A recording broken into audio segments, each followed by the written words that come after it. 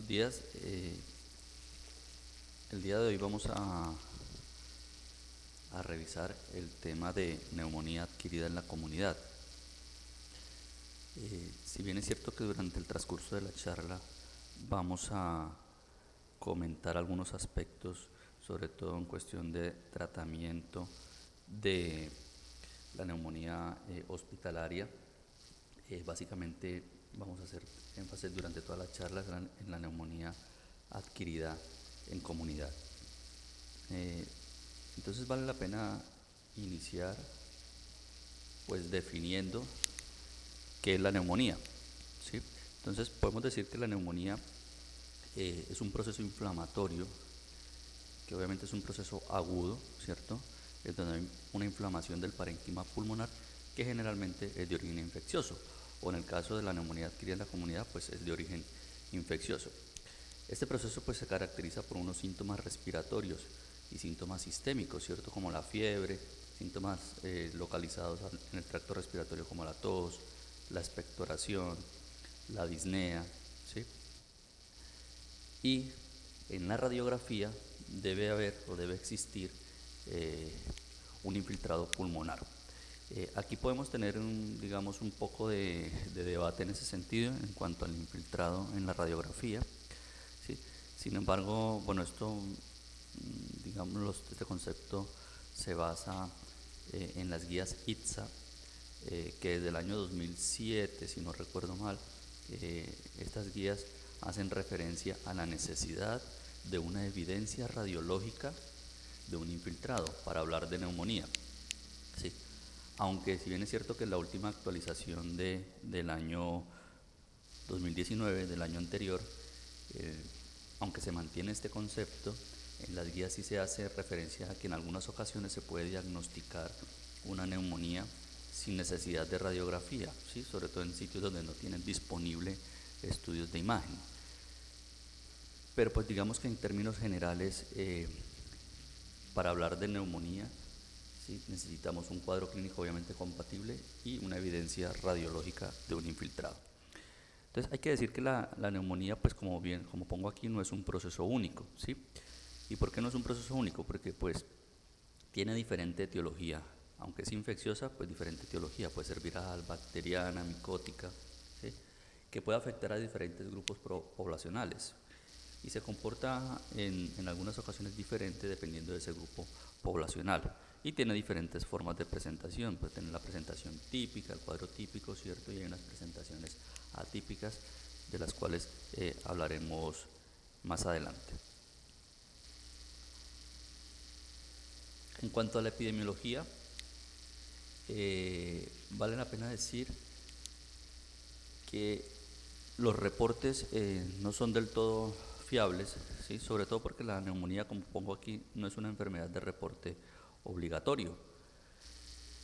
Solo algunos casos, por ejemplo, por brotes por legionela, en esos casos sí hay que hacer un reporte epidemiológico, pero en general no es un reporte obligatorio, ¿no? Salvo lo que quede escrito en la historia, que muchas veces pues no queda reflejado el diagnóstico claramente o como diagnóstico principal, como pasa en nuestro país. A veces el paciente ingresa por fiebre simplemente, o lo ingresan con el diagnóstico de síndrome febril, termina siendo una neumonía, pero no se actualiza ese diagnóstico. Entonces a veces no queda reportado y esto puede hacer que las estadísticas estén infravaloradas. Y pues esto es lo que dificulta tener estos datos exactos, ¿no? Entonces, pero en general, por estadística mundial, podemos decir que la neumonía tiene una incidencia anual de 1.6 a 13.4 casos por 1000 habitantes año, ¿sí? Y eso sí coincide en todo el mundo, que es la condición que con mayor frecuencia genera hospitalización. Desde el punto de vista de género, es mucho más frecuente en hombres y de mayor edad, obviamente, pues porque entre el paciente más edad tenga, pacientes de edad más avanzada, pues más susceptibilidad, más vulnerabilidad va a tener y más riesgo de desarrollar neumonía. Y obviamente también entre más factores de riesgo tenga yo, si soy fumador, si tengo alguna condición, alguna alteración del tracto respiratorio o alguna otra patología que me predisponga desde el punto de vista inmunológico a desarrollar infecciones, pues obviamente en ese grupo de pacientes va a ser mucho mayor. Estas son estadísticas de Estados Unidos, entonces más o menos unos 5 millones de pacientes sufren de neumonía al año, ¿sí? Y esto es lo más importante, afortunadamente solo un 20% de esos pacientes que tienen neumonía requieren hospitalización. La gran mayoría, por tanto el 80%, se manejan, se diagnostican y pueden ser manejados de forma ambulatoria. También afortunadamente la mortalidad es baja, como ven aquí la mortalidad en pacientes ambulatorios es menor del 1%, ¿sí? Sin embargo, esta estadística cambia de forma drástica cuando hablamos de pacientes hospitalizados. Ya ven ustedes aquí que la mortalidad varía entre un 12 y un 40%, ¿sí?, en pacientes hospitalizados.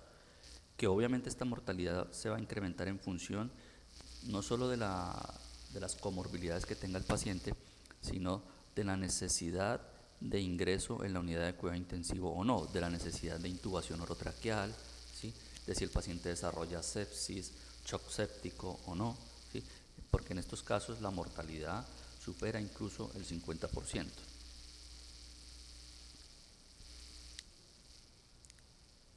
Lo anterior eran estadísticas americanas, estas son estadísticas europeas que más o menos son las mismas.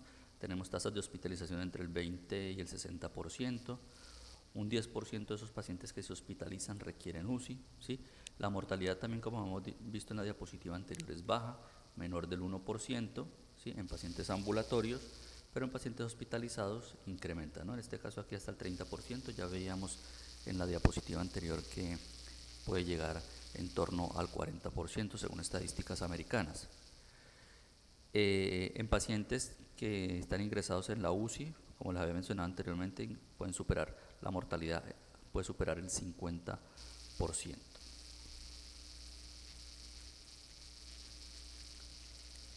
Muy bien, eso era una breve, digamos, datos muy sencillos en cuanto a epidemiología de la neumonía. Recordar entonces que es una patología que se diagnostica y se puede tratar en la mayoría de los casos, en el 80% de los casos de forma ambulatoria, solo un 20% requieren hospitalización, y que la mortalidad en los pacientes ambulatorios es muy baja, ¿no?, menor del 1%, y en pacientes hospitalizados obviamente varía en función de si necesitan o no unidad de cuidado intensivo. Ahora vamos a mencionar algunas cosas relacionadas con la clasificación de la neumonía. Esto ha tenido algunas variaciones en el transcurso de los años, sobre todo en los últimos 20 años. Anteriormente, por hacia el año 2000, nosotros hablamos siempre tradicionalmente de la neumonía adquirida en la comunidad y de la neumonía nosocomial o neumonía adquirida en el hospital. Y dentro de esta neumonía adquirida en el hospital teníamos incluida la neumonía asociada a ventilación mecánica. En algunos sitios se pone por separado, pero pues en realidad la neumonía asociada a ventilación mecánica va incluida dentro de la neumonía adquirida en el hospital. ¿Cuál era la diferencia? La neumonía adquirida en la comunidad pues obviamente se presenta en aquellos pacientes que no están dentro de una institución de salud, ¿sí?, o sea, que están de forma ambulatoria. Y la neumonía adquirida en el hospital hace referencia a aquellos pacientes que adquieren la infección una vez que están hospitalizados. Entonces, generalmente después de 48 horas de haber estado hospitalizados, adquieren la infección. ¿Por qué es importante ese término de 48 horas? Porque si un paciente se hospitaliza por alguna otra razón, digamos por un cólico renal, ¿sí?, y desarrolla fiebre y síntomas respiratorios en las primeras 48 horas de hospitalización, muy probablemente ese cuadro respiratorio ya lo traía de la comunidad, ¿sí?, y no lo adquirió en el hospital. Esto por el periodo de incubación de las infecciones. Entonces, por eso se dice que para hablar de neumonía adquirida en el hospital deben haber pasado o presentarse los síntomas después de 48 horas de haber sido hospitalizado. Entonces, antiguamente hablábamos de esta, ¿no?, de esta clasificación: neumonía adquirida en la comunidad, neumonía adquirida en el hospital, que la cual puede incluir la neumonía asociada a ventilación mecánica, ¿sí? Sin embargo, en las guías ITSA, que no les he mencionado lo que significa ITSA, que es IDSA, que significa Infectious Disease Society of America, que es la Sociedad Americana de Enfermedades Infecciosas. En el 2005, en su digamos, actualización de ese año, 2005-2007, ahora mismo no recuerdo bien, sacó una nueva clasificación, un nuevo concepto. El nuevo concepto que hablaba de neumonía asociada a los cuidados de la salud. Este concepto, ¿por qué surgió? Porque se había venido viendo que habían pacientes que desarrollaban neumonía adquirida en la comunidad, ¿sí? Pero en los cuales se aislaban gérmenes que eran, o microorganismos que eran exclusivos de pacientes hospitalizados. Entonces, por ejemplo, el estafilococo meticilin resistente, la pseudomonas, ¿sí? Y pues viendo los antecedentes de esos pacientes no habían estado hospitalizados. Entonces parecía que debían existir algunos otros factores que aumentaban el riesgo de adquirir infecciones por ese tipo de gérmenes sin que el paciente estuviera hospitalizado, y de ahí salió el término de neumonía asociada al cuidado de la salud, que básicamente hace referencia a pacientes que han tenido cierto contacto con el sistema de salud, es decir, el paciente, por ejemplo, con diálisis, ¿sí? El paciente que le han puesto medicamentos en la casa, o que va un personal de salud a la casa a hacerle curaciones, ¿sí? Que básicamente lo podemos resumir aquí. Paciente que haya tenido hospitalización previa por más de 48 horas, que haya estado en una residencia de ancianos, por ejemplo, que haya recibido antibióticos en los 3 meses anteriores, que vaya a diálisis, ¿sí? Que le hayan canalizado una vena en casa, que le vayan a hacer curaciones a la casa, ¿sí? O pacientes que tengan familiares que estén colonizados por gérmenes multiresistentes. Entonces, a ese grupo de pacientes los clasifica, y que tenían ese grupo de pacientes que desarrollaban neumonía y que tenían alguno de estos factores de riesgo, se clasificaban como neumonía asociada a los cuidados de la salud. ¿Y para qué ese término? Esto es lo que quería provocar, era, digamos, despertar el interés del personal médico para que esos pacientes que tenían estos factores de riesgo trataran o dieran una mayor cobertura antibiótica a esos pacientes, pues por el riesgo, vuelvo y digo, de tener gérmenes multiresistentes. Sin embargo, ¿qué pasó? En la actualización de las guías de la Sociedad Americana de Enfermedades Infecciosas, las guías ITSA, que salieron el año pasado, una actualización del 2019, recomienda o recomendó eliminar ese término, no utilizar más ese término de neumonía asociada a los cuidados de la salud. ¿Por qué pasó esto? Porque después de esa última actualización que han tenido en el año 2005, se evidenció, pues, en estudios posteriores, que esos parámetros no predicen una alta prevalencia de gérmenes resistentes, y en cambio sí generó un incremento en la utilización de antibióticos de amplio espectro, por ejemplo la vancomicina, por ejemplo los carbapenem, ¿sí? La piperacilina tazobactam. Y lo grave de esto es que eso motivó a la utilización de estos antibióticos de amplio espectro de una forma indiscriminada y en pacientes ambulatorios, lo que incrementa obviamente el riesgo de resistencias bacterianas, ¿sí? Entonces, por eso en esta última actualización se recomienda ya no hablar de ese término, ¿sí? Y que más bien, digamos, el inicio del tratamiento antibiótico se debe orientar según la epidemiología de la región y obviamente según las características de cada paciente. Entonces, en esta última actualización se habla básicamente de neumonía adquirida en la comunidad y neumonía adquirida en el hospital, que, como ya dije en un comienzo, en algunos sitios se pone aparte de la neumonía asociada a ventilación mecánica, pero se puede incluir dentro de la neumonía, estas dos, la neumonía adquirida en el hospital y la neumonía asociada a ventilación mecánica, pueden ir en un mismo grupo. Muy bien. Entonces, ya hemos repasado un poco de estadística, la clasificación, y vamos a entrar en la parte más importante del tema, que es la fisiopatología. Entonces, normalmente una persona está expuesta a partículas y a microorganismos todos los días, ¿cierto? Desde que nos levantamos o si estamos en casa con el aire acondicionado, con el ventilador, cuando salimos a la calle, la contaminación ambiental, ¿sí? Cuando estamos cerca de una persona con un cuadro respiratorio. Entonces, todos los días, cada hora, estamos expuestos a partículas y microorganismos que pueden entrar en el tracto respiratorio, ¿sí? Por microaspiraciones puede ser, por inhalación de gérmenes, por diseminación hematógena también. Los pacientes que tienen alguna infección sistémica, ¿cierto? Que hacen bacteremias y pueden pues de esta forma llegar pues por vía circulatoria al pulmón, o por un foco contiguo, paciente que tenga un absceso hepático, por ejemplo, que por cercanía podría colonizar el pulmón, un paciente con un absceso en cuello, ¿sí? Entonces, procesos infecciosos cercanos al pulmón también pueden generar secundariamente una infección pulmonar.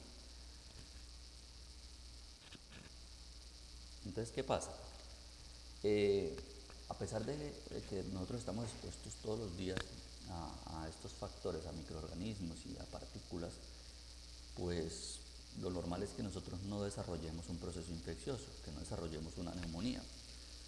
¿Y esto a qué se debe? Porque la vía aérea inferior se mantiene en equilibrio gracias a unos mecanismos de defensa que tiene, ¿cierto? Que los denominamos mecanismos innatos o adquiridos. Los innatos son los mecanismos no específicos, es decir, que nos sirve de defensa para cualquier cosa. Y los adquiridos hace referencia a la respuesta celular y humoral que ya es específica contra determinado germen. Digamos, dentro de los factores innatos o no específicos, nosotros tenemos factores mecánicos, digamos, o físicos, ¿no? Por ejemplo, a nivel de la nasofaringe tenemos los vellos nasales, ¿cierto? Que sirven no solo para calentar el aire, sino como de barrera para la entrada de microorganismos. El aparato mucociliar, la secreción de inmunoglobulina A nivel de mucosas, que esto ayuda pues a contener las infecciones a nivel de las mucosas. En la tráquea, por ejemplo, el reflejo de la tos es un mecanismo de defensa para la entrada de material extraño en la vía aérea. El reflejo epiglótico, el aparato mucociliar, la secreción, ya hemos dicho, principalmente de IgA a nivel de las mucosas. Y en la vía aérea inferior pues tenemos ya los macrófagos y los neutrófilos, que son las células como innatas del sistema de tracto respiratorio, el drenaje linfático, proteínas que se encuentran en el surfactante pulmonar, que sirven de defensa, la producción de citoquinas y polimorfonucleares. Entonces digamos que estos son los mecanismos innatos o no específicos que tenemos nosotros en el tracto respiratorio como mecanismos de defensa ante la infección. Entonces, si ustedes se ponen a mirar, para uno desarrollar neumonía, desarrollar neumonía no es fácil, ¿sí? Porque pues el microorganismo, las partículas tienen que atravesar varios controles, ¿no? Para poder llegar al tracto respiratorio inferior. Entonces tienen que pasar por los vellos, por el aparato mucociliar de aquí en la nasofaringe, ¿sí? Atravesar la glotis, ¿sí? Haber superado esa respuesta de inmunoglobulinas a nivel local, haber burlado la respuesta por macrófagos y neutrófilos para poder colonizar aquí el alvéolo, ¿no? Pero ¿qué pasa? Entonces, pues nosotros, por eso es que cuando alguien desarrolla neumonía, pues hay que pensar en que ese paciente ha tenido algún factor de riesgo o tiene un factor de riesgo que altera esa capacidad de respuesta innata que tenemos, ¿sí? Debe tener alguna inmunosupresión o alguna alteración en los mecanismos de respuesta innata de ese paciente. Si el microorganismo definitivamente supera todo esto y llega al tracto respiratorio inferior, ¿allí qué pasa? Cuando el microorganismo llega aquí al alvéolo, ¿sí? Vamos que este es el alvéolo, hay una migración de neutrófilos hacia el alvéolo, ¿no? De la parte circulatoria llega al espacio alveolar una cantidad considerable de neutrófilos a ese espacio alveolar. Hay que recordar que los neutrófilos hacen parte de la inmunidad innata y son la defensa por excelencia de los pulmones. Entonces, ¿qué pasa? Estos neutrófilos lo que hacen es ingerir las bacterias, teniendo que estas estructuras alargadas sean las bacterias, ¿sí? El neutrófilo lo que hace es fagocitar a esas bacterias. Y una vez que los fagocita, mediante la producción de radicales libres, lo que hace es destruir esa bacteria dentro del neutrófilo, ¿sí? A su vez, ¿qué pasa? Estas células, estos neutrófilos lo que hacen es liberar mediadores inflamatorios como el factor de necrosis tumoral, la interleuquina 1, ¿sí? Interleuquina 12, con el fin de atraer más células inflamatorias para potenciar la respuesta inmunológica. Esa liberación de factores inflamatorios como la interleuquina 1 y el factor de necrosis tumoral son los responsables de los síntomas sistémicos que tienen los pacientes con neumonía. Recuerden que la interleuquina 1 lo que hace es, o participa en el mecanismo de producción de fiebre, por eso que el paciente tiene escalofrío, malestar general, ¿sí? Que eso es lo que indica es que nuestro organismo está liberando factores inflamatorios con el fin de atraer mayor células inmunológicas para tratar de contrarrestar la infección. Entonces, el neutrófilo hemos dicho que fagocita la bacteria, pero además tiene otras formas de destruir esas bacterias. Y una de esas es que el neutrófilo libera unas cosas que se llaman, o unas enzimas o proteínas que se llaman NETs, que eso lo que traduce, digamos, al español serían como unas trampas extracelulares liberadas por neutrófilos. Y eso, ¿en qué consiste? Básicamente estas NETs o estas trampas extracelulares no son más que proteínas que libera el neutrófilo o enzimas como elastasas, mieloperoxidasas, triptasa, entre otras cosas, para lograr que esas bacterias que están por fuera de la célula también se destruyan. Entonces tenemos dos formas, uno es la fagocitosis y otro es la liberación de enzimas que ayudan a destruir esas bacterias, ¿sí?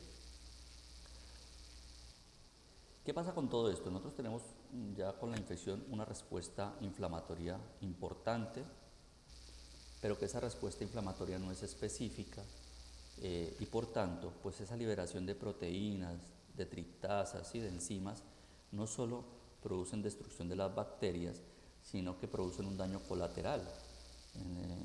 Dentro de eso, pues producen la destrucción de las células epiteliales, del tejido pulmonar. O sea, no solo destruyen la bacteria, sino que también destruyen tejido sano. Por eso que cuando alguien presenta múltiples infecciones respiratorias o múltiples procesos de neumonía, pues eso deja unas secuelas en el parénquima y pueden desarrollar bronquiectasia, disminuir la capacidad pulmonar, pues porque queda una secuela que es secundaria a toda esa respuesta inflamatoria que se produce. Bueno, esto ya lo hemos visto. Ok.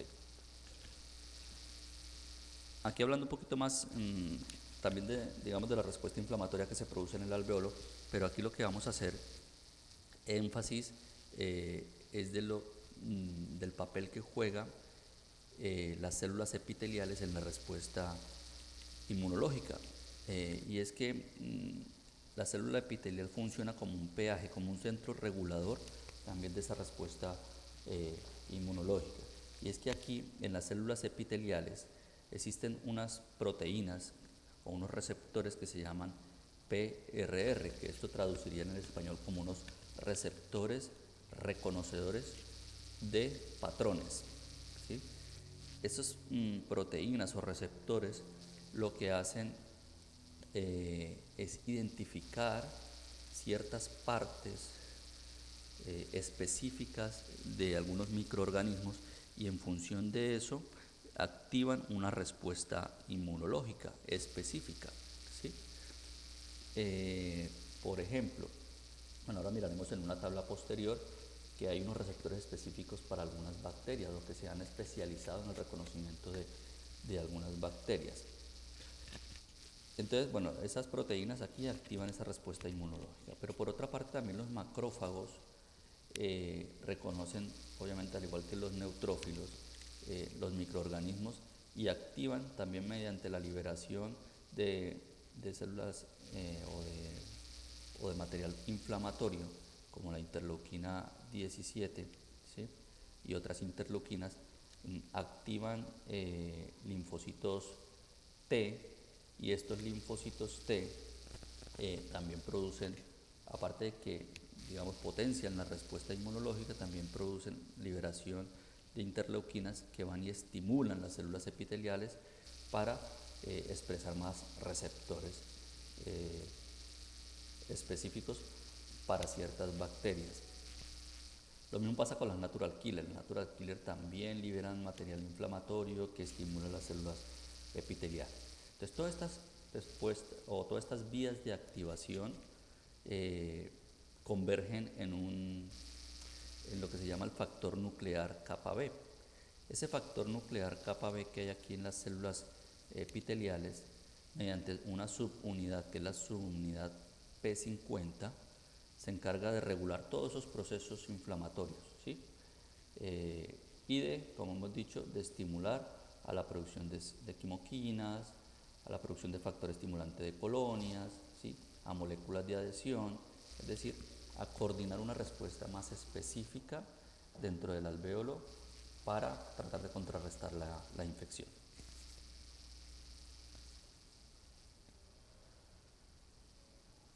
Bien.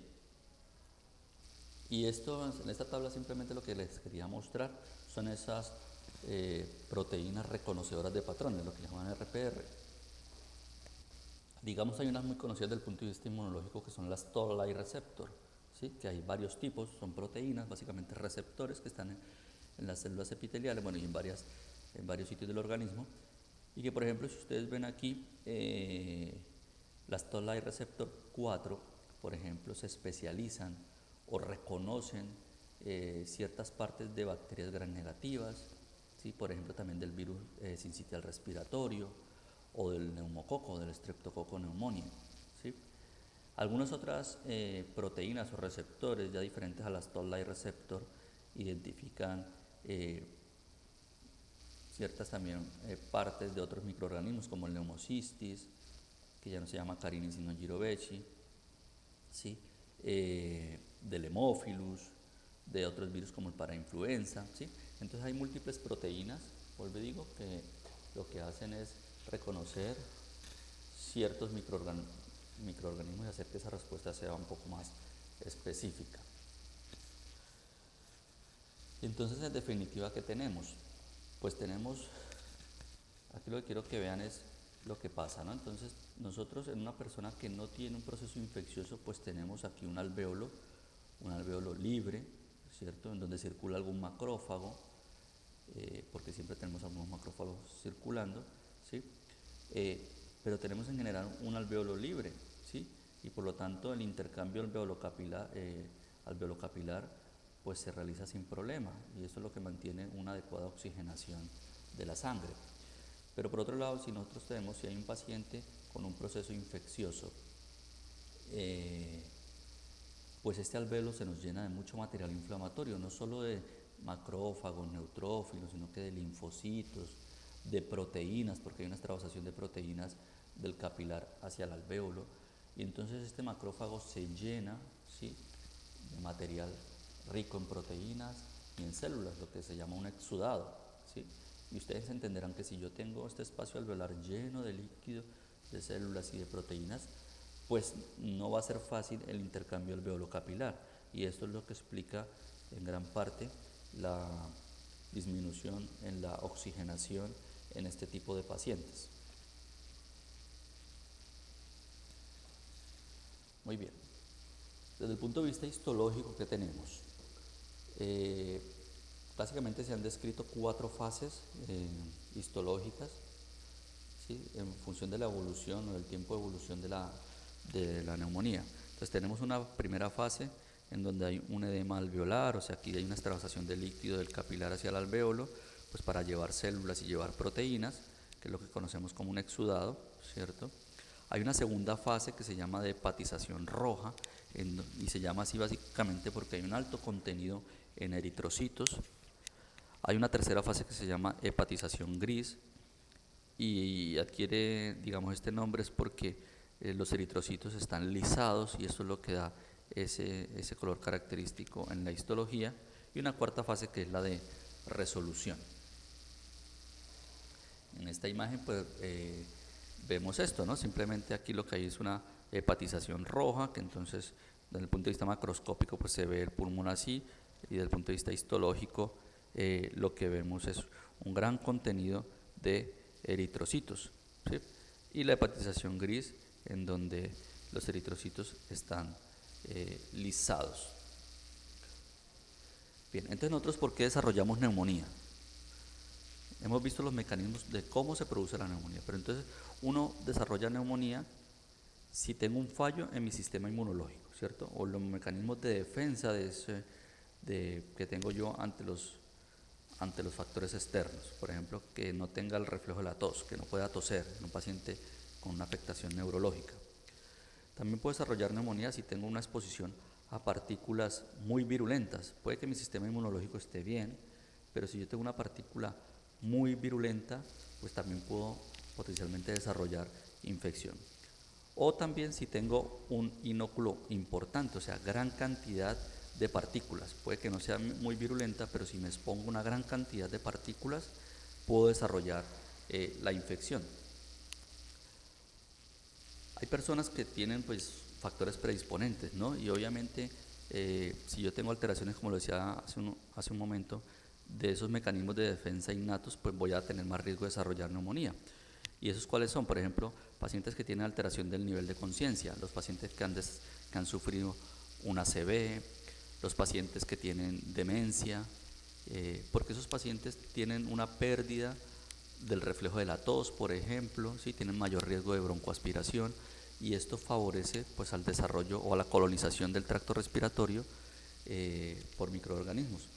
Los fumadores, porque los fumadores ya hemos visto en el tema de POC que el efecto del tabaco sobre los cilios del tracto bronquial, ¿cierto? Que hace que se paralicen esos cilios y perdemos ese mecanismo de defensa de los cilios porque se paralizan y no se barren, por decirlo de alguna forma, esos microorganismos. Además pues de otros efectos que tiene el tabaco sobre el pulmón, ¿no?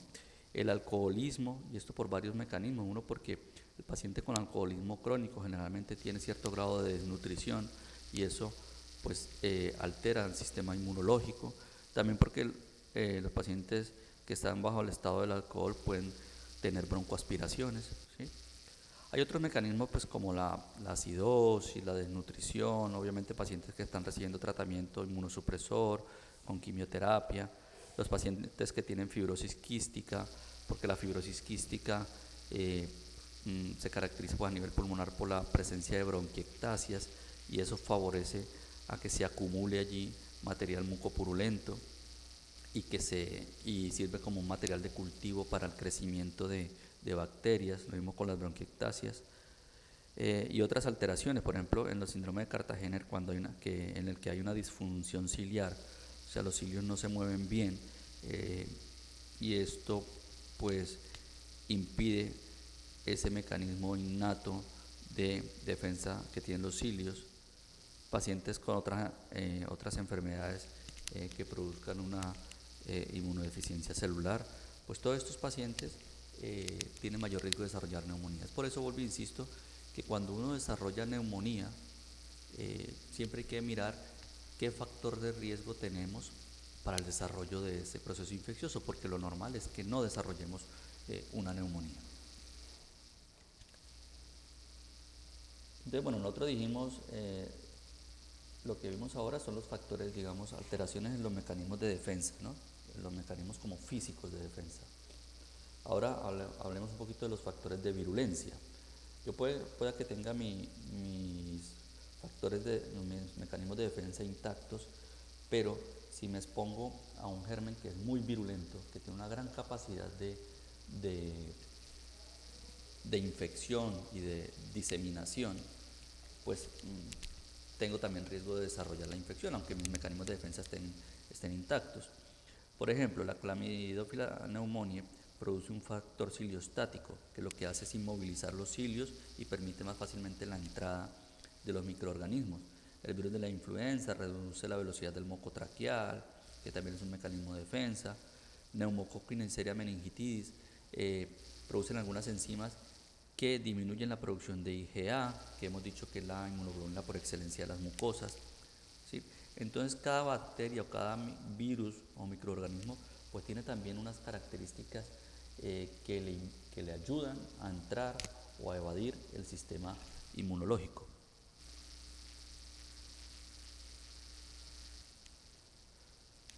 Bueno, muy bien.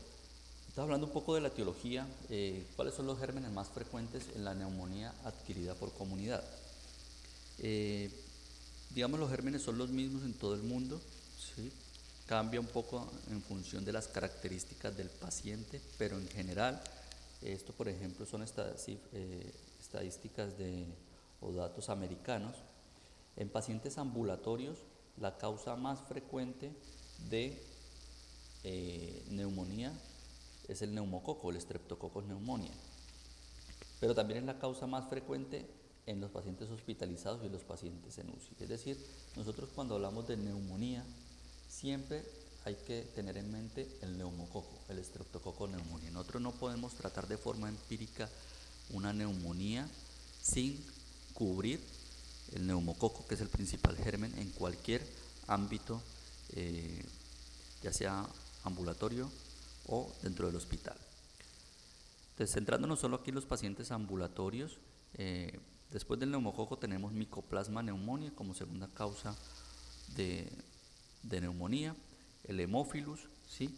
Clamidia pneumoniae y los virus respiratorios, que aquí básicamente está el virus sincitial respiratorio, el parainfluenza, ¿listo? Esto en pacientes ambulatorios. Entonces, neumococo, micoplasma, hemófilus, clamidia y los virus respiratorios. En los pacientes que están hospitalizados pero que no están en UCI, aparte del neumococo, que como hemos dicho que es el más frecuente, tenemos micoplasma pneumoniae, clamidia pneumoniae y hemófilos influenza como las principales causas. Sin embargo, también hay que aquí tener en cuenta la legionela. En pacientes sobre todo que adquieren la infección dentro del hospital, tenemos que tener en cuenta legionela y estafilococo, además de estos gérmenes que ya mencionamos aquí.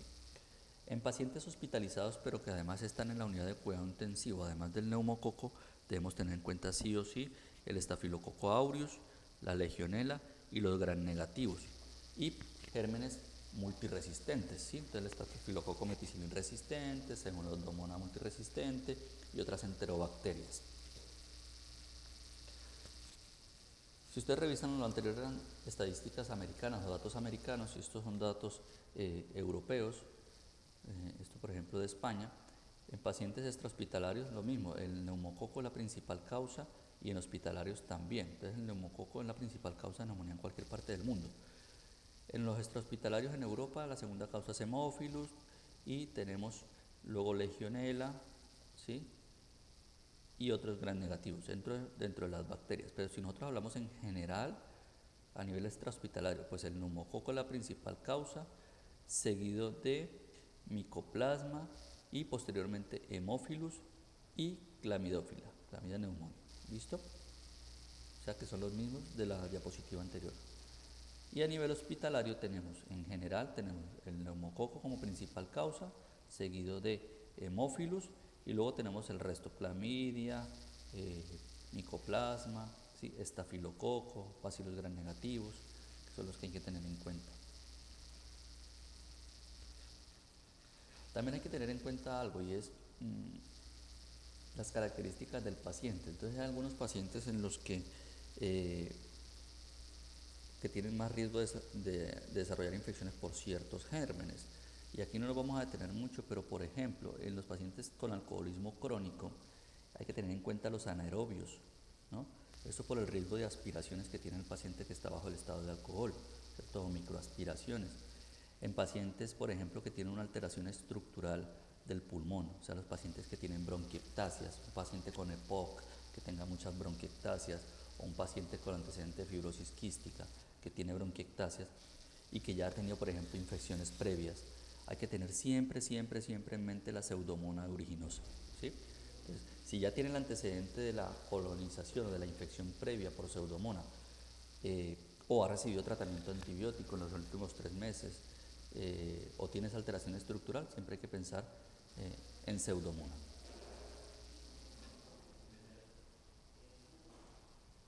Bueno, muy bien. Entonces, ¿cuál es el cuadro clínico típico de un paciente con neumonía? Creo que ya hemos comentado algunas cosas. Entonces, suele ser la neumonía adquirida en comunidad, pues suele ser un cuadro agudo, ¿cierto? De inicio de 48 horas. En algunas veces puede empezar como un cuadro viral, que lleva una semana con un cuadro respiratorio, de malestar general, fiebre, cefalea, pero que luego se sobreinfecta, tiene una sobreinfección bacteriana. Generalmente la fiebre alta, el cuadro así más severo es de 48 horas de evolución, que puede ir acompañado de tos, puede ir acompañado de fiebre, de malestar general, de escalofrío, ¿sí?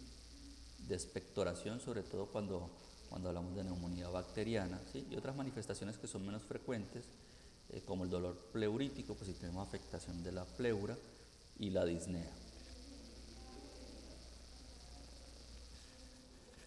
Hay otros síntomas extrapulmonares que se pueden presentar en los pacientes con neumonía y que también nos ayudan o nos pueden ayudar a orientar la etiología, aunque no es muy específico, ¿no? Pero algunos pacientes desarrollan sintomatología gastrointestinal, hasta el 20% de los pacientes tienen náuseas, vómito y diarrea, alteración del nivel de conciencia.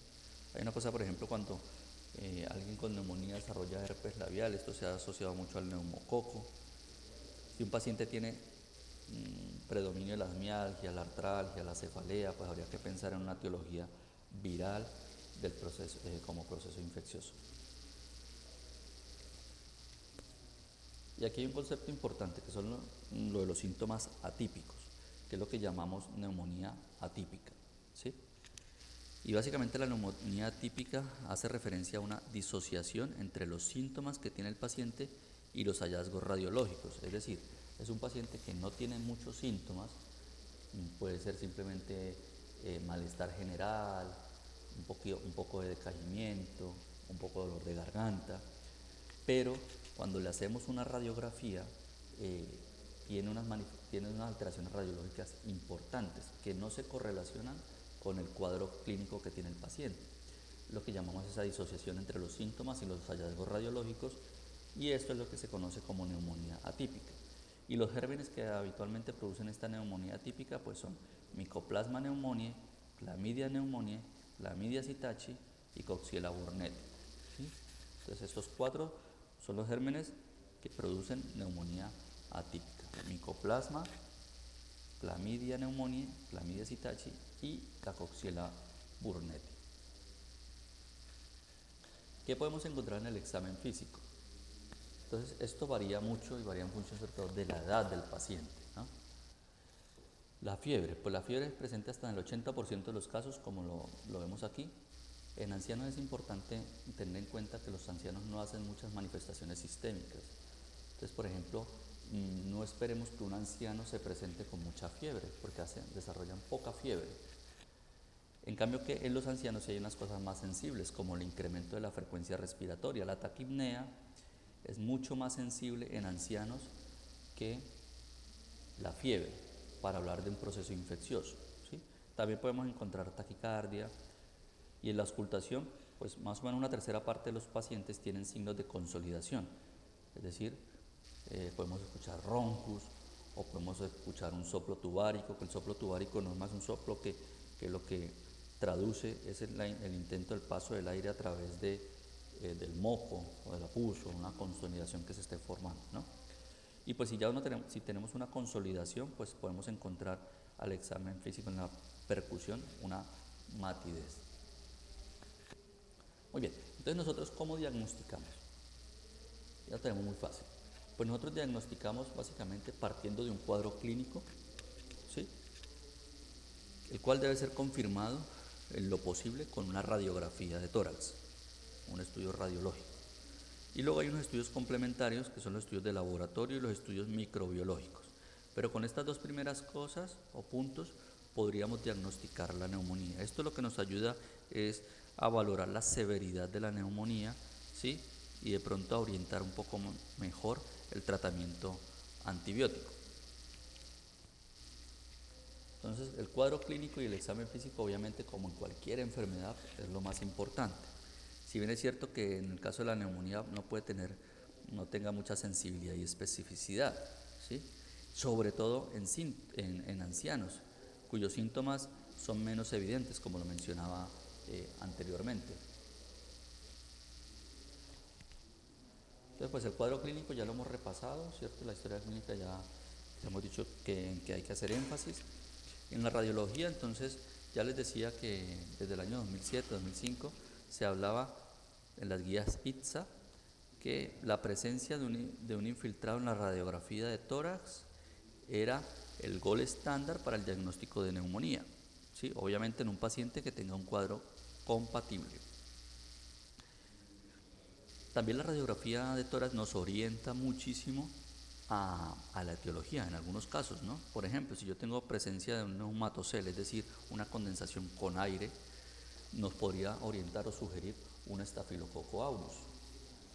Y en eso aquí nos vamos a detener un poquito, hablar de lo normal de la radiografía para que ustedes sepan qué es lo que deben buscar. Entonces, esto es una radiografía de tórax normal, en donde recuerden que hay que mirar bien la técnica, ¿cierto? Que esté bien centrada, es decir, que las clavículas estén equidistantes, que esté bien inspirada, es decir, que los arcos costales posteriores al menos pueda contar 8, ¿sí? 8 de estos arcos costales posteriores, y ver la penetrancia. Y para eso básicamente lo que tenemos que mirar es que se insinúen al menos 3 vértebras torácicas detrás del corazón, que se insinúen. Y la lateral nos sirve mucho también para localizar, para mirar la ubicación exacta de la alteración que vemos en la PA. Y aquí un repaso breve, eso es lo que ya les estaba comentando. Entonces más o menos uno pues tiene que mirar que estén equidistantes las clavículas, ¿sí? Los arcos costales posteriores, que uno mínimo debe contar 8 en la radiografía de tórax PA para saber que está bien inspirada, y que más o menos se insinúen esas 3 vértebras, que generalmente es T9, T10 y T11 detrás del corazón, para decir que el paciente tiene una buena técnica. ¿Qué otras cosas hay que tener en cuenta en la radiografía para que no se confundan? Sobre todo cuando uno no tiene mucha experiencia y no tiene mucho contacto en el día a día con las radiografías. Pues esto es más o menos lo que uno ve en una radiografía de tórax, ¿no? Entonces ustedes verán aquí, ahora lo miraremos en una radiografía real, que esto corresponde a las estructuras que se ven aquí en el lado derecho de la radiografía, corresponden al hilio pulmonar, que es donde están las venas, la arteria y el bronquio, ¿sí? El bronquio principal. Y por encima podemos ver la vena cava superior. Otra estructura que vemos pues es el arco aórtico, ¿cierto? La aorta, luego se ve el arco de la pulmonar y luego se ve el ventrículo izquierdo. Bien, esas son como las estructuras a tener en cuenta en la radiografía, que es aquí. Entonces, esto que se ve aquí es normal, que es el hilio, que corresponde a la confluencia de la arteria, la vena y el bronquio, ¿sí? Por encima la vena cava superior, aquí el arco aórtico, que es el arco de la arteria pulmonar, y aquí el ventrículo izquierdo. Muy bien. Entonces, ya teniendo claro eso, un repaso rápido de lo normal, podemos, por ejemplo, aquí ¿qué vemos? Entonces, ya viendo lo normal, sabemos que aquí en esta imagen pues hay algo que no es normal, ¿cierto? Hay un aumento de densidad o una imagen radioopaca que parece que es del lóbulo superior derecho, que en un paciente con un cuadro compatible pues habría que pensar en una neumonía o en una tuberculosis, porque tiene una afectación del lóbulo superior. Igual aquí, esta es una placa, por ejemplo, de mala calidad, las clavículas están rotadas, está poco inspirada, está poco penetrada porque no se ve muy blanca, se ve muy radioopaca. Pero sí alcanzamos a ver aquí que hay un aumento de densidad a nivel del lóbulo superior derecho, ¿sí? Que vuelvo y digo, en un paciente con un cuadro compatible pues habría que pensar en una neumonía. Aquí que vemos, por ejemplo, aquí también hay una radiografía de mala calidad, está rotada porque las clavículas pues no están equidistantes, pero pues desde el punto de vista clínico sí es compatible, y si a la auscultación hay una hipoventilación en esa base, aquí vemos que hay un aumento de densidad en la base pulmonar izquierda, que podría ser compatible con una neumonía. ¿Y para qué nos sirve la lateral para esto? Mira, para localizar exactamente la ubicación del proceso infeccioso, ¿sí? Que aquí vemos que está a nivel del lóbulo inferior, en el segmento superior del lóbulo inferior. Entonces, para eso es importantísimo, desde que se pueda, debemos realizar la radiografía de tórax lateral. Lo que pasa es que en algunos casos no se puede por las condiciones del paciente, porque está en cama, está con mucha dificultad respiratoria y no puede hacer la lateral, pero desde que se pueda hay que tratar de realizarla. Les decía que a veces nos puede orientar a la etiología. Por ejemplo, en este caso tenemos un aumento de densidad, ¿sí? con un nivel hidroaéreo. Aquí hay una línea y aquí hay aire, y esto pues nos puede orientar hacia un absceso, un neumatocele, ¿sí? Que generalmente se asocian a estafilococo aureus. Igual acá, mira, acá tenemos un aumento de densidad con un nivel hidroaéreo, lo que nos puede hacer pensar en un absceso o un neumatocele. Muy bien, entonces la radiografía ya hemos dicho que nos sirve para confirmar el diagnóstico, pero para establecer también si es una neumonía típica o atípica. Las neumonías típicas ya hemos dicho, por ejemplo, las que presenta su cuadro convencional y tienen un infiltrado, una consolidación lobar, es decir, está bien localizada la infección. Lo que hemos visto hasta ahora son consolidaciones lobares, es decir, está bien, bien delimitada la infección. Pero en los pacientes que tienen neumonías atípicas, es decir, en los que tienen esa disociación entre el cuadro clínico y lo radiológico, lo habitual es que encontremos un patrón intersticial. Entonces, es decir, ya no hay una delimitación de la infección, sino que tiene afectado todo el intersticio y es un patrón irregular. Por ejemplo, aquí en neumonía por Mycoplasma pneumoniae, ¿qué vemos aquí? Aquí no vemos una condensación, si algo bien delimitado, sino que vemos una afectación intersticial, ¿cierto? Como difusa, todo esto, estos aumentos de densidades que se ven como ramificados, pues eso es lo que se conoce como una afectación intersticial. Igual aquí, ¿sí? Y aquí retrocardíaco, detrás del corazón, se ve una afectación intersticial. Esto es otro ejemplo de afectación intersticial, en donde vemos una afectación muy difusa, irregular en la radiografía de tórax, que si luego hacemos un TAC de tórax, vemos que hay esa afectación difusa, ¿sí? En ambos hemitórax. Bien, aquí podemos tener una condensación con afectación muy difusa del parénquima pulmonar. Muy bien, entonces, como nos damos cuenta, la radiografía juega un papel muy importante en el diagnóstico y también en la etiología de la neumonía adquirida en comunidad. ¿Qué otras cosas podemos hacer? Los laboratorios, que son estudios complementarios, ¿sí? No son fundamentales para el diagnóstico, pero sí pues para ver el grado de compromiso del paciente y definir en muchas ocasiones si ese paciente requiere manejo en una unidad de cuidado intensivo o no. En el hemograma que podemos encontrar habitualmente, pues básicamente leucocitosis o leucopenia en algunos casos, ¿sí? Hay unos marcadores inflamatorios como la proteína C reactiva, que es un marcador de respuesta inflamatoria que suele estar elevado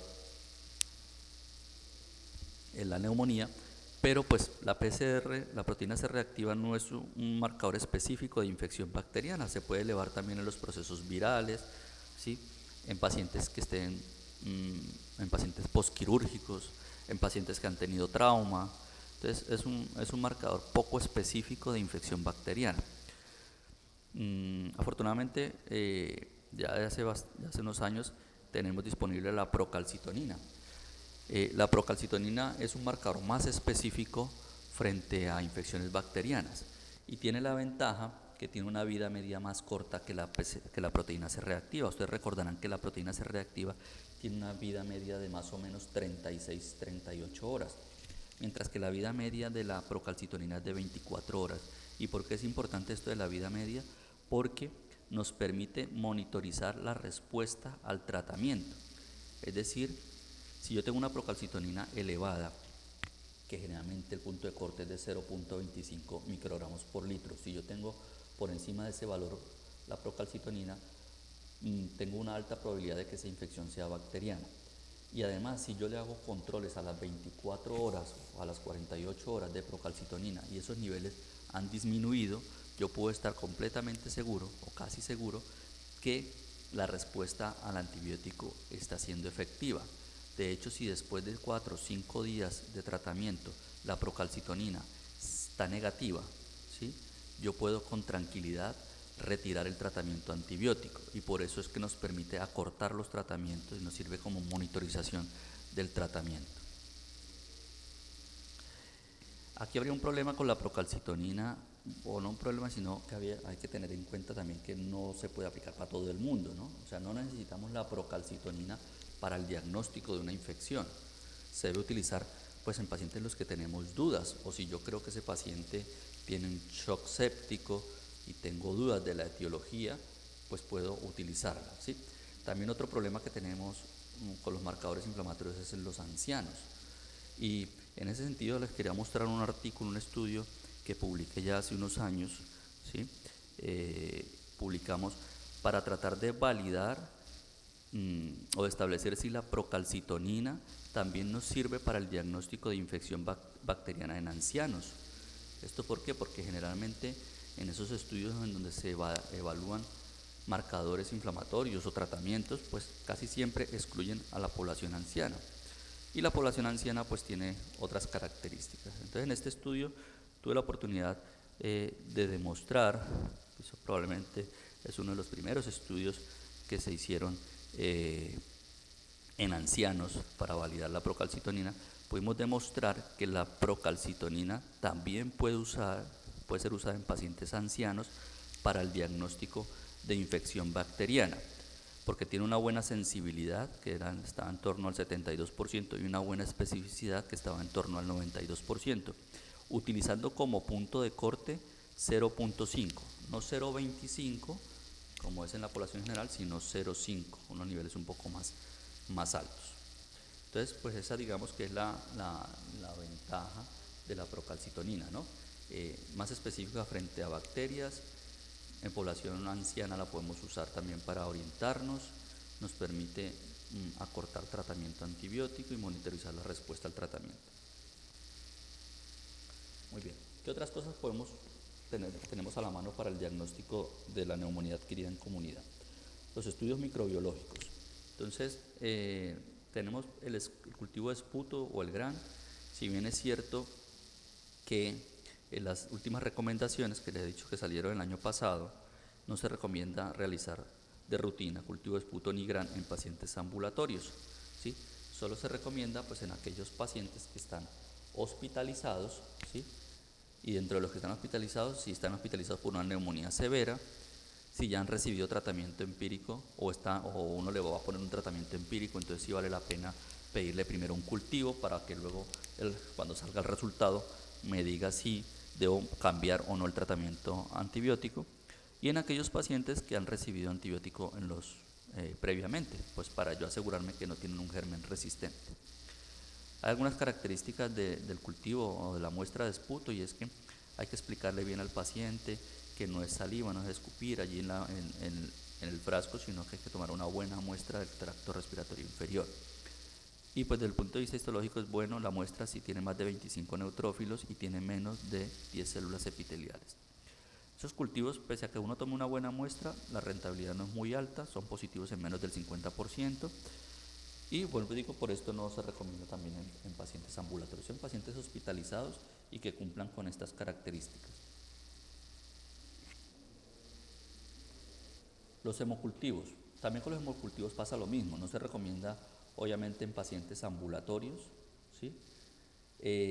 Sí se recomienda en pacientes hospitalizados, cuando también estén hospitalizados por neumonía severa, que uno les vaya a poner un tratamiento empírico o que hayan recibido tratamiento antibiótico previo, ¿sí? Las mismas condiciones que para el cultivo de esputo. Los hemocultivos generalmente tienen baja rentabilidad, en las mejores condiciones Es decir, si yo se lo saco antes de iniciar el tratamiento antibiótico o el paciente no ha estado tomando antibiótico en casa, son positivos solo en un 15%. Entonces no tienen mucha rentabilidad, pero pues sin embargo sí es importante hacerlo en los pacientes que cumplan con estas características, ¿sí? Sobre todo pues por si el paciente uno sospecha que tiene un estafilococo meticilin resistente o una pseudomona, ¿sí? O que estén colonizados previamente por estos gérmenes, que en esos casos es importante hacerlo para saber yo si debo modificar mi tratamiento antibiótico o no. En cuanto a los antígenos urinarios, es una técnica que se hace hace mucho tiempo. Se hace antígenos urinarios básicamente para Legionela y neumococo. Tienen una buena sensibilidad y una buena especificidad, pero pues no se deben hacer de rutina. Se deben hacer, no se recomienda obviamente para pacientes ambulatorios, pero ni siquiera en pacientes hospitalizados. Son aquellos pacientes en los que yo tenga dudas de pronto del diagnóstico, o que sospeche una infección por Legionela, pero no me debe retrasar ni me debe orientar el diagnóstico, porque pese a que tiene una buena sensibilidad y especificidad, si yo tengo una neumonía por neumococo, me hacen el antígeno en orina, me sale positivo, me tratan y yo por ahí a los 3-4 meses vuelvo a tener una infección y me hacen otra vez el antígeno en orina, me puede salir positivo sin que en realidad yo tenga una nueva infección bacteriana por neumococo o por legionela, porque esos antígenos urinarios pueden salir positivos por meses. Incluso hay estudios que dicen que estos antígenos urinarios pueden salir positivos hasta un año después de haber tenido la infección. Entonces me pueden desorientar o confundir en el momento del tratamiento. Hay otras cosas que podemos hacer que no son viables o no son de rutina, como la reacción en cadena de la polimerasa, ¿sí? Que yo la puedo tomar en muestras de nasofaringe, muestras de sangre, esputo. Están exclusivamente para pacientes en los que el diagnóstico no es muy difícil, no tenemos una etiología clara y el paciente está muy comprometido, porque esto es una técnica cara, ¿no? Costosa, entonces no se puede realizar de forma habitual. Serologías pues no tienen ninguna utilidad en este caso, porque pues ustedes ya saben que los anticuerpos empiezan a producirse 1 o 2 semanas después de haber empezado la infección, entonces pues no nos sirve para diagnóstico y tratamiento. De pronto sí en la infección crónica por Coxiella burnetii, en la fiebre Q, pero digamos que es una aplicación diferente a la de la neumonía adquirida en comunidad. Bueno, muy bien, entonces ya hemos visto cómo las características clínicas, cómo lo diagnosticamos, y ahora vamos a hablar del tratamiento. Para hablar del tratamiento es súper importante saber primero si el paciente lo vamos a tratar de forma ambulatoria o de forma intrahospitalaria, ¿sí? Y en ese sentido hay unas escalas pronósticas. Lo que hacen es predecir el riesgo de muerte o de complicaciones de estos pacientes. Tenemos dos grandes escalas. Una es la que se llama PSI, ¿cierto? Que lo que traduce esto es índice de severidad de la neumonía, ¿sí? O lo que se conoce como FINE, ¿no? La escala de FINE. Y la otra es el CUR 65, que también es una escala, pero es mucho más sencilla comparado con la escala de FINE o el PSI. Entonces, cuando hablamos del FINE, del índice de severidad de la neumonía, el problema con el FINE es lo extenso del formulario. Ya ve que tiene demasiados parámetros, ¿sí? Esto cuando está sistematizado pues es muy fácil, uno se mete y en la clínica donde esté uno trabajando, si está ya metido ahí, lo único que tiene uno es que seleccionar si sí o si no, y esto le arroja un resultado. Entonces tiene varios parámetros, cada parámetro suma unos puntos y al final entonces le dice a uno, pues si los puntos, si tiene menos de 50 años y no tiene esta sintomatología, pues lo clasificamos como clase 1, es decir, que ese paciente no tiene ninguna de esas alteraciones. Si tenemos menos de 70 puntos, por ejemplo yo sumo todo lo que tiene aquí y tengo menos de 70 puntos, pues lo clasifico como un FINE 2 y esto el riesgo de muerte es bajito, menos del 1%. Pero si por ejemplo tengo un FINE 4 o 5, la mortalidad asciende al 9% en la clase 4 o hasta el 30% en un FINE 5, ¿sí? Entonces, digamos que nos predice los pacientes que tienen un alto riesgo de hacer complicaciones o de mortalidad. Vuelvo y digo que el problema es lo extenso. Por eso es que se utiliza más el CUR 65, que básicamente son 5 parámetros. Entonces, en estos 5 parámetros, lo que miramos, CUR significa, pues es las siglas de la C, que significa confusión. Cuando hablamos de confusión, pues hacemos referencia a que haya un Glasgow menor de 8, ¿sí? La U de urea, cuando está por encima de 7 milimol por litro, si estamos hablando en milimoles. Si hablamos de urea en miligramos, sería por encima de 44 miligramos por decilitro. O nuestro medio, por ejemplo, que usamos más es el BUN, sería por encima de 19 miligramos por decilitro. Una frecuencia respiratoria mayor de 30 por minuto. Hipotensión arterial, es decir, una presión sistólica por debajo de 60 o diastólica por debajo de, una sistólica por debajo de 90, o una diastólica por debajo de 60. Y el 65 puede hacer referencia si el paciente tiene 65 o más años. Cada uno de estos suma un punto. Entonces yo lo que hago yo es mirar ese paciente cuáles de estos tiene. Entonces si tiene 0 o 1 punto, ya ustedes verán que la mortalidad pues con 0 es muy bajita, es de 1.2%. ¿Sí? Por eso es que en este caso se recomienda, si alguien tiene un CUR de 0, manejarlo ambulatorio. El CUR de 1, bueno, ahora les explico esto. Con el CUR de 0 puntos es del 0.7%, ¿sí? Es bajito. Si tiene un CUR de 1, la mortalidad sería de 2.1%, que también es bajita, por eso también se recomienda ambulatorio. CUR de 2 puntos, o sea, por decir algo, tiene frecuencia respiratoria mayor de 30 y está hipotenso, la mortalidad ya casi llega al 10%, por eso aquí se recomienda hospitalizar y pues entre más puntos, mayor mortalidad, por eso recomienda hospitalizar. Hay una cosa que se ha simplificado, era lo que les estaba mostrando acá. Estos son los valores para el CUR 65, pero hay otro que es uno más simplificado, y es que le han quitado la U. Entonces ya no es CUR, sino CRB 65. Esto para facilitarle a aquellos médicos que están trabajando en un sitio en donde no tienen disponibles laboratorios, entonces solo utilizamos los otros parámetros, no utilizamos la urea ni el BUN. Y en ese caso también tiene una buena predicción, ¿no? Los parámetros son estos. Pero bueno, desde que podamos hay que utilizar el CUR 65, que es un poquito más exacto. Entonces el CUR 65, pues aparte de que es mucho más práctico, porque tenemos parámetros, tiene una alta capacidad para predecir mortalidad. Así que se puede utilizar con tranquilidad. Y aquí pues resumiendo, ¿qué hacemos, no? ¿Qué hacemos? Si yo tengo un CUR 65 de 0,1, lo mando para la casa con tratamiento antibiótico. Si tengo un CUR de 2, lo hospitalizo. O digamos que es una negociación ahí entre el paciente y el médico en función de si el paciente tiene un buen apoyo social, si puede asistir a los controles pronto, ¿sí? Si es un paciente que entiende bien el tratamiento, lo podría mandar potencialmente para la casa, eso en función del estado hemodinámico, pero ante la duda dejarlo hospitalizado, y si tengo un CUR de 3 o más, pues obviamente dejarlo sí o sí hospitalizado porque la mortalidad es muy alta. Aquí hay unos criterios que hay que tener en cuenta.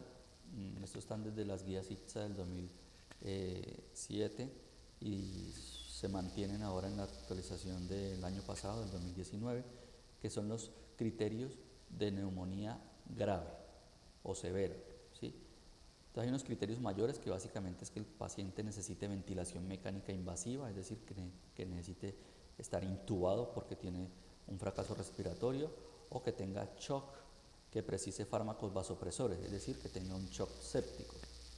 Esos son los criterios mayores. Y los criterios menores son estos, que básicamente son que tenga frecuencia respiratoria por encima de 30, una PAFI menor de 250.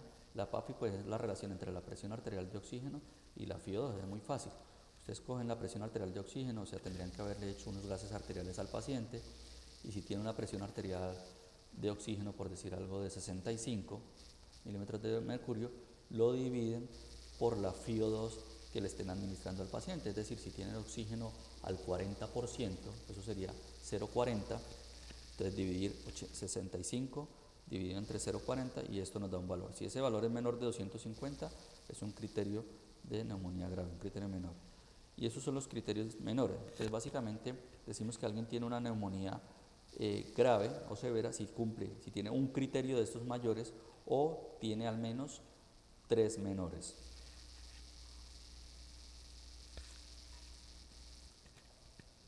Muy bien. Muy bien, entonces ya hemos clasificado al paciente, ya hemos visto dónde lo vamos a tratar, si de forma ambulatoria o de forma intrahospitalaria, o si tiene una neumonía severa que requiera manejo en la unidad de cuidado intensivo. Entonces, ahora, ¿qué tratamiento le vamos a poner? Entonces, este también es de la actualización del año pasado, me disculpan que se los ponga aquí en inglés, pero se los quería mostrar tal y como está en la guía. Entonces, en los pacientes, primero vamos a hablar de los pacientes. Yo he decidido que ese paciente lo voy a manejar de forma ambulatoria. Entonces, ¿qué tratamiento le voy a poner? Depende de dos cositas. Uno, de si el paciente tiene o no tiene comorbilidades. Y cuando hablamos de comorbilidades, hacemos referencia a si tiene insuficiencia cardíaca, a si tiene enfermedad pulmonar crónica, si tiene hepatopatía crónica o si tiene enfermedad renal crónica. Además de eso, si el paciente tiene diabetes o si el paciente tiene alcoholismo crónico o si tiene antecedentes de una neoplasia o si tiene antecedentes de una extracción del vaso, de una esplénida.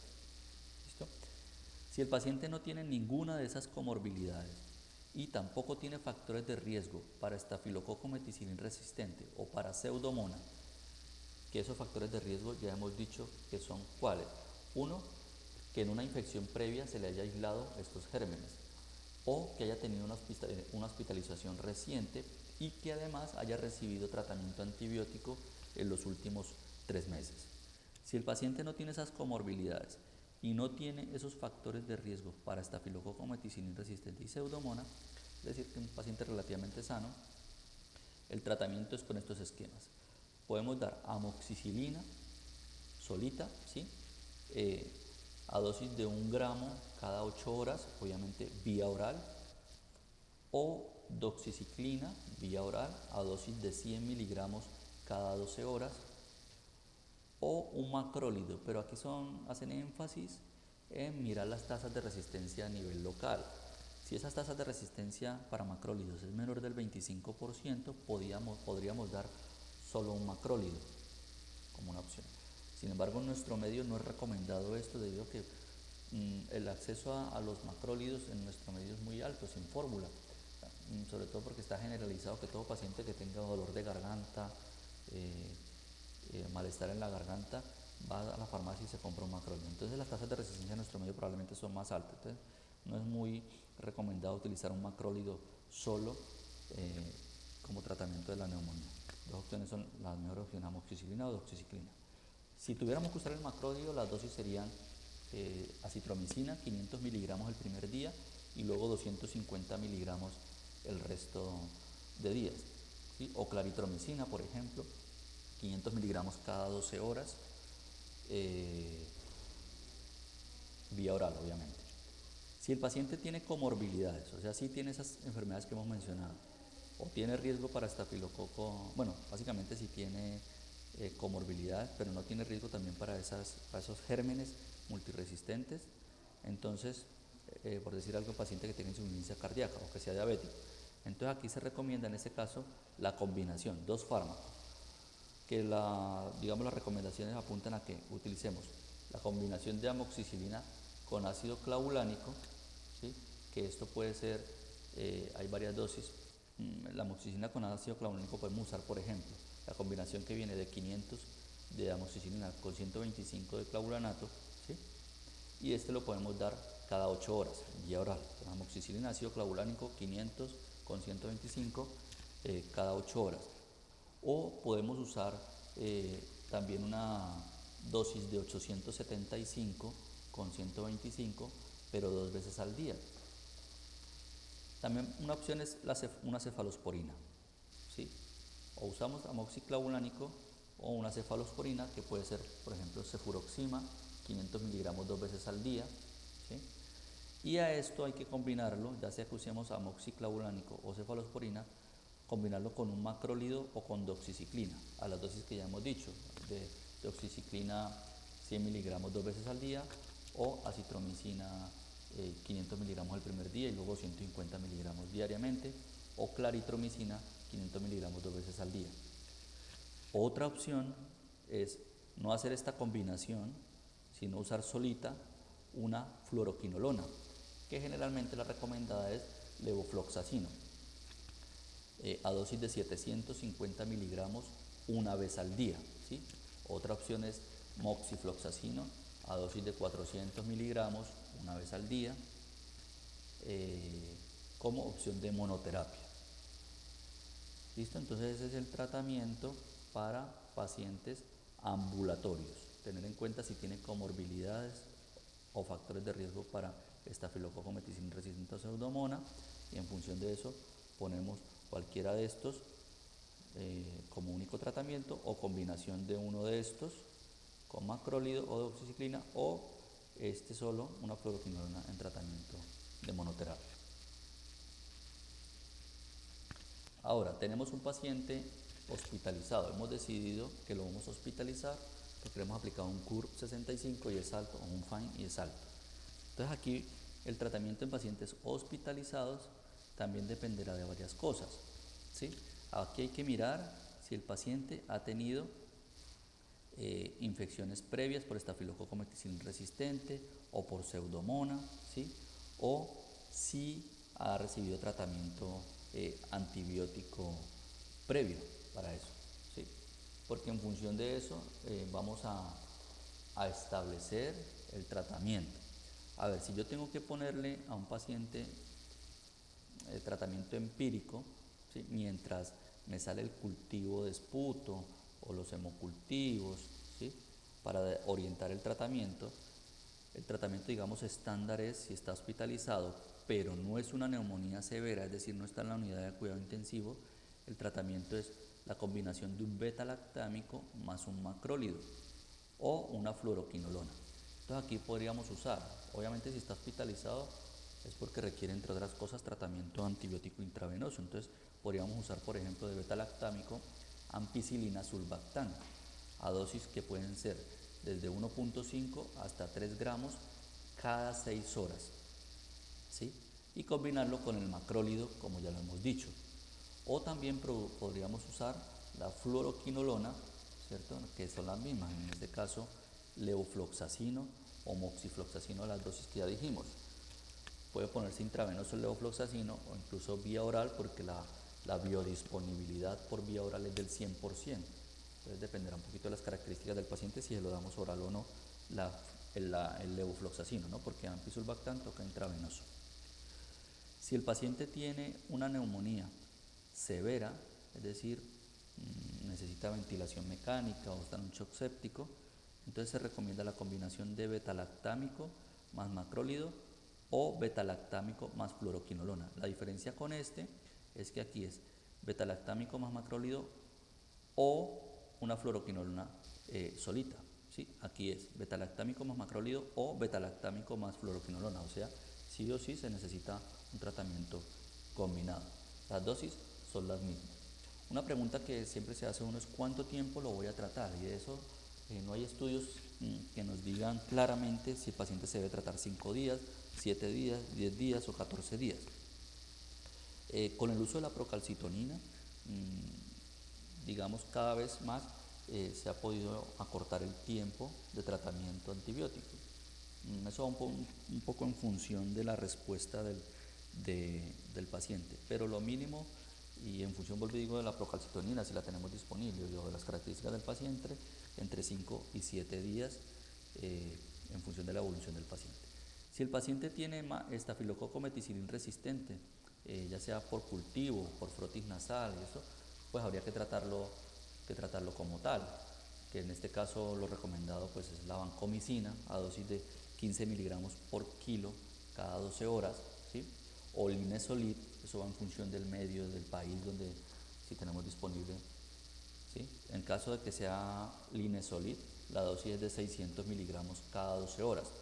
Si tenemos pseudomonas, entonces pues hay que tratarlo obviamente con fármacos antipseudomonas, como la piperacilina tazobactam, que la dosis habitual es de 4.5 gramos cada 6 horas, o por ejemplo podemos usar cefepime, 2 gramos cada 8 horas, o un carbapenem que sea antiseudomona, por ejemplo imipenem, que se puede dar 500 miligramos cada 6 horas, o meropenem, que se puede dar 1 gramo cada 8 horas, ¿sí? Entonces, en función de cómo salgan los resultados. Pero mientras salen estos resultados, pues lo que hay que hacer es un tratamiento estándar con esto, si no está en UCI, o con esto, si está en UCI. Bueno, esto era a grandes rasgos la revisión sobre neumonía adquirida en la comunidad. Les recuerdo la última actualización de las guías ITSA, que es de la Infectious Disease Society of America, del año pasado, está disponible de descarga gratis en internet. Muchas gracias.